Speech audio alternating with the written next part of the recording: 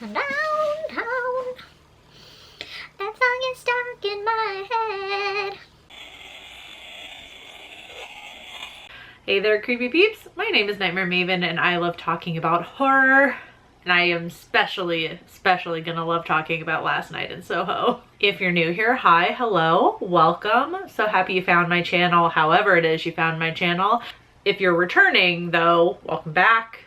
Happy to see you again. So, last night, I saw Last Night in Soho. Anticipation was high for this one for me. I was very excited to see it finally. I saw it in the Dolby, on the Dolby screen at AMC, like the big fancy one or whatever. I've actually never been in that theater until this movie. Instead of my cherry slushy, I went to the bar and I got like a fancy drink. It just felt appropriate for the movie.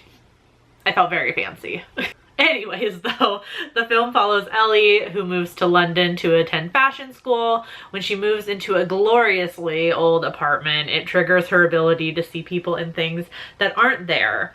Every night, Ellie is transported back to 1960 Soho, witnessing a young, aspiring singer trying to make it big. So this movie is kind of all over the place in terms of themes and plot. I feel like I've seen that already just in the few reviews I've skimmed through since seeing the movie yesterday. Both positive and negative. So I feel like it's very much like it's either gonna work for you or it's not gonna work for you. But it worked for me. It felt like the kind of almost chaoticness of like the plot and just like the multitude of themes in this movie. It felt very much like how big cities feel to me. A cacophony of just sound and light and like a million things happening all of the time.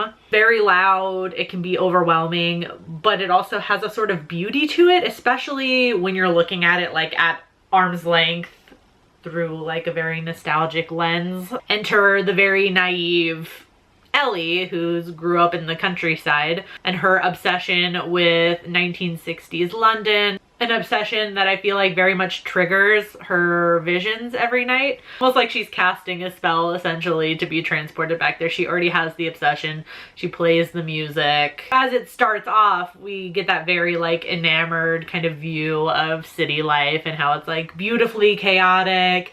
And then it slowly, in both timelines, the past and the present, slowly starts to dive into dangers, the not so glamorous aspects that lie just below the surface, like not even very far down. Especially when we have a young girl in both timelines being alone in a city trying to break into the entertainment industry, whether that's fashion or that's music. So Ellie was an instantly likable character to me. That's super important to me when I'm watching a movie. I wanted her to succeed so badly.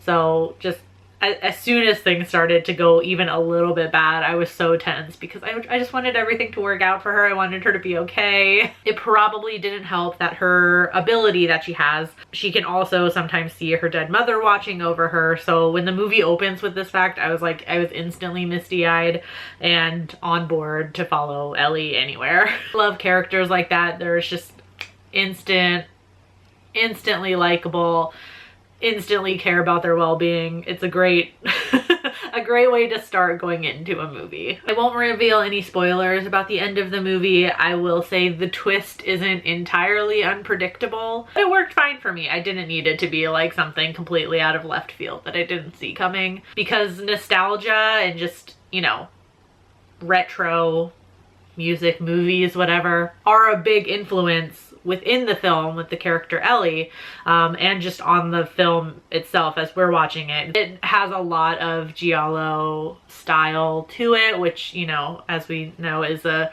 style of movie that grew in popularity in the 60s and then had its height in the 70s. It just kind of had that feeling to me almost of watching an older movie like that, where even though I feel like I can kind of tell where the plot is going about halfway through, I'm still just happy to be watching it, you know? I loved the style of the movie though. Everything felt very grand and through a rose-colored glass in the beginning, while getting more and more chaotic, both with editing and the lights as the plot thickens, which, you know, just makes sense. I thought the performances were great as well. Especially Ellie. I feel like her character was almost an extension of her personality. The literal minutes that I've seen of it. I watched a few interviews that Thomas and Mackenzie did to promote the film, but from what I could tell from her demeanor in those interviews, she seems very sweet and very just kind and adorable, and very much like her character Ellie. Like, there was some commonality between them.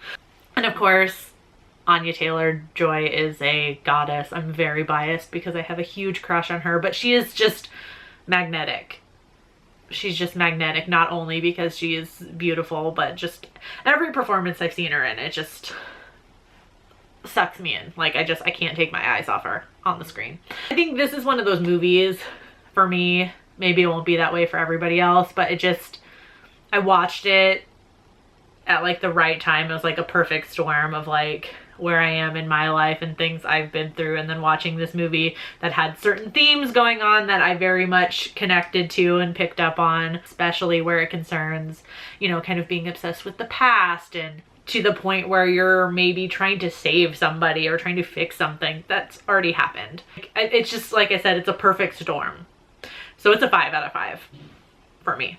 It's very much one of those movies that I feel like directors make when they have the money, like a passion project almost. Like, you have this disposable income to make whatever kind of movie you want, and this is the kind of movie that gets made. So this is as of Friday afternoon. It's opening weekend. These are subject to change, but on IMDb right now it has a 7.5 out of 10. On Rotten Tomatoes it has a 75% critic score and a 95% audience score, and on Letterboxd it has a 3.7. So of course, if you've seen Last Night in Soho already, please let me know what you thought about it in the comments. If you enjoyed this video, if you did, please give it a thumbs up. Subscribe if you're new here. Become a Creepy Peep today. I post 2 new videos every week and a live stream every Wednesday. There is an extra live stream this week, tomorrow actually, depending on when you're watching this. Halloween night at, what time am I starting?